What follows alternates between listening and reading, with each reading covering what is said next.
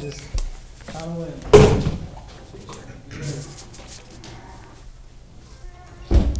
If you're a Kent State upperclassman describing what it's like to play in the convo, you can describe a game where a bat was in there and a game where it was 150 degrees. So it's always eventful when they come to town. I miss Convo Bat, by the way. I welcome him back into my life if he comes. Describe what you're seeing offensively. Saul, you guys are in a really good spot right now. Yeah, we work as hard as we can on it, given our minutes. I mean, we've allocated a lot of practice to that end of the court. But I think the biggest thing you're seeing is a better understanding of how to run a team out of a freshman point guard. And, boy, it's starting to look pretty fun out there. We're edging toward being that type of team that you don't want to see in the tournament in a hurry. I asked Rory this. I assume, or I've been led to believe basketball players mangle their fingers quite a bit, but was there a pickup on your bench when Gavin came back in after the entire combo got a look at a mangled finger? Yeah, well, and just overall, you look at it, and he came in and he posted up right away and got a bucket for us when it got down to 2. So there's, not only a mental lift, but a tangible. But when you're worried about ever being able to give your teammate a high five again, no, it was. I have seen that happen before, so I knew it wasn't broken. I knew it was dislocated, and you buddy taped that. And Gavin Block is one tough hombre, so I had no doubt he'd be back in. I don't know if our guys probably have been around that as much, but yeah, it gave us an actual lift offensively. He's the ultimate. When we're at our best, he's the ultimate ball lubricant. He moves the ball; it doesn't stick in his hands.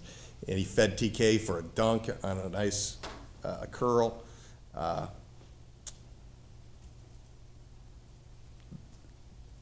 He's coming off the bench now, but that doesn't diminish his role at all. And he actually looks like he's very comfortable doing it right now. Coach, 6 guys in double figures. Can you talk about the offensive success? Is that the blueprint? Is that the recipe for you to make a run? Well, it's the last 2 games. It's been 5 and 6 in double figures. And again, I think that's a lot of things. It's a better understanding of what we're trying to get done offensively. It's the product of a motion-based offense. I think our cuts are getting better. But it's also the maturation of a point guard. It flat out is. And again, just having a better idea of what it is. So many kids come into college nowadays, and all they've played in is screen and roll, dribble drive type settings. So to learn to play without the ball and to make hard cuts and the value of a ball reversal. That when that happens, you grow, and that's what you're seeing right now. You laughed when TK was asked about challenging a big guy. Why the laugh there? Is that just an indicator of the type of player he is on the floor? I laughed because, didn't you say what were you thinking when you did that? Yeah, because you know what he was thinking? I'm going to dunk on the world if they'll let me. That really embodies his personality, and there is no issue that he sees that he thinks he can't attack.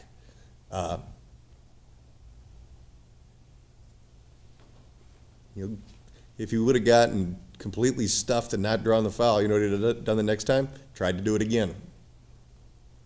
I don't know how many electric fences he's been around in his life, but if he has, I'll bet you he's touched it multiple times. I'll bet you it wasn't just once. Where do you think TK is as an off-ball player now compared to where he was at the start of the season? Oh, it's night and day. And not only that, but just getting us into offense, getting us into what we need to get into. Just taking as a team, taking what we draw up in the huddle out onto the court is night and day. And I wish it wouldn't have taken this long, but it did. And now we're here. And I think I think we're functioning at a pretty high level, given our constraints. We talked about it a little bit already, but when they got down to a 2-point game and then you guys went on your run, did you see anything different about it was in the the Mhm. magnet mark or Yep. something. Did you see anything different about your team, or just? Yeah, I mean, all of a sudden, we got super efficient offensively, and guys didn't try to do things on their own. We scored off the pass, made good cuts. We didn't have one of those moments where we had one turnover in the last, 6 minutes, I think, and that was a bad post feed, Mike to Gavin. Other than that, I really thought that we did a good job of dictating what we want and getting it. You guys played in January, is that about 24, today is 4-14, 12 points, what did you do differently this time? Well, TK was on him most of the night, and he took it pretty personal. He didn't guard him the first time, and I said, okay, we gotta take care of that a little bit better, and he took the challenge, but for 2 games in a row, he had torched us pretty good. So that was a very focal point of what we talked about, that and Jalen. And because of that, we had to let De La Rosa roam a little more freely, and It was a conscious decision not to double the post to yeah, stay in home. yeah.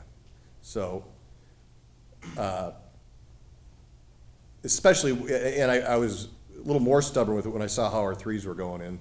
Threes beat twos usually, and that's at least my math. And so, yeah, that was a conscious decision. So Doug came back to the huddle a couple times like, wow, I really am on an island down there, because we usually don't do that, but we had to do something to contain their guards. And there weren't many guys to double from. When Jordy has that hot start like that, how does that change the dynamic of Kent State's defense, just trying to guard him as far out as he's shooting? Well, it does a couple things to you. A, when balls are going through the hoop, everybody's confidence picks up on both ends. That's just how it works. And when when he looks like he's healthy and feeling good out there, that gives another spark to our guys. So I think there's a couple things there. But it's funny, now I played against really bad players, but when I had a defensive challenge in front of me, I always played better offensively. You're not staring at it so hard. You're just playing free. Talk about over and over again what Jordy's hip health means for his offense game, his jump shot, his ability to get to the rim. How do you see the change with him feeling better now, his ability to guard? Well, he's still fighting through quite a bit, quite honestly. I mean, he didn't practice the last 2 days. So that's the other thing. For him to absorb a game plan from literally just sitting there and watching it, that's a guy that's a smart basketball player. But certainly the extra treatment he's getting and the extra rest that he's getting is allowing him to move a little bit better. There's no question about that. On a more broad scale, I know Gavin got hurt tonight, Broad. but you didn't have anybody reach 30 minutes tonight in points, or 30 minutes, so. I think that's wrong, though, isn't it? I'm sorry, what was that? I was trying to. 30, no. That doesn't total up. I think Jordy was probably just slightly over 30. Okay. But yeah, does it feel like you guys are fresher than you've been in a while? I'm being a little more, and James has been a big part of that. There's a guy that all of a sudden is eating up 30 minutes a night that was eating up 6 minutes at points this season. So, yeah, I can play him at multiple positions. He's interchangeable. I can play him at a 4. I can play him at a 3. I can play him at a 2. So yeah, I'm definitely trying to not play guys those 40-minute blasts if I can help it, with TK probably being my one exception because he doesn't get tired ever. Especially considering, Jordy staying up the last few days of practice, how much more impressive does that make his job on Jalen tonight? I mean, I can't say enough about the kid. He is literally throwing it all out there for the program. There's no question about it, and I'm appreciative of it. His teammates are appreciative of it, and I like to see him have success because he's an awful fun kid to be around. He's definitely earning everything he's getting right now. Any part of you dismayed at the fact that you're putting things together, but you haven't made up ground just yet? I haven't looked at ground. I don't know where we're at. I'm trying to get us back to as close to 500 as we can here, as quickly as we can here. And the seating will fall out where it falls out. If we're playing well, send us anywhere. We'll go anywhere, do anything. We don't care. Talk about the metrics from the true freshman, just taking a step back, would you say he's ahead of schedule, right on schedule? Boy, I don't think you could ask any more out of a freshman right now. So yeah, I'd say he's ahead of schedule. Beginning of the season, you talked about using James as kind of a breaking case of emergency type deal. Now that it's kind of becoming a little bit more normal, how would you evaluate how he's handled it? He's handled it terrifically. And he's a guy whose health has grown better during the year. He feels much better now than he did at the beginning of the year. Told me he feels so good that he doesn't think he's going to need surgery after the year's over, and I told him that he probably shouldn't self-diagnose, and we'll figure that out with the doctor. Thank you. Be nice if he didn't, but he's doing a lot of different things on the court for us right now, and he's more athletic than you think. And his attack off the bounce, those straight line drives getting in, I know it set up Jordy for a couple of his threes. It just moves the ball, collapses the defense, and we could play out of that.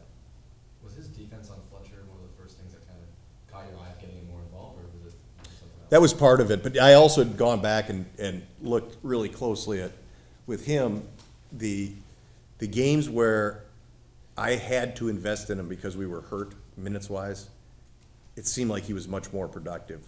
So it was, obviously he earned it, but it was still a little bit of a hunch that that would continue to happen if we invested in him a little bit more minutes-wise. How temperature affect the game in any way, shape, or form? It affected my suit in about 15 different ways, and the dry cleaners tomorrow have a day on their hands. It's going to be going to have to tip a little extra. I don't know. I don't think our guys look particularly. I know I was freer with our substitutions maybe a little bit, so yeah, from that capacity. But I didn't see guys cramping up. I had budgeted for about 3 different guys cramping up at some point tonight, and that just didn't happen. I'd much rather have a hot gym than a cold gym, and I've been in plenty of cold gyms. Why is that? Guys are looser. Their muscles are looser. It seems like it's a more, for athletes like myself, it's a more conducive environment to being explosive. How would you rate Doug's performance when he did match up with Adonis? Not just in like defending and basketball-wise, but also not letting him kind of get under his skin a bit? Yeah, for the first 4 possessions of the game, I thought they were going to score every point. They were going right back and forth. But he did do a good job. He did do a good job of keeping his composure, and those two have had a history of annoying each other, shall we say. So I thought both guys kept their composure pretty well. It certainly wasn't as visible. Like, if you hadn't seen them play together before, I don't think you'd have guessed their history from this 40 minutes alone, so that's positive. Doug's found an inner peace about him. He's big teddy bear now. Anything else? Alrighty. Thanks.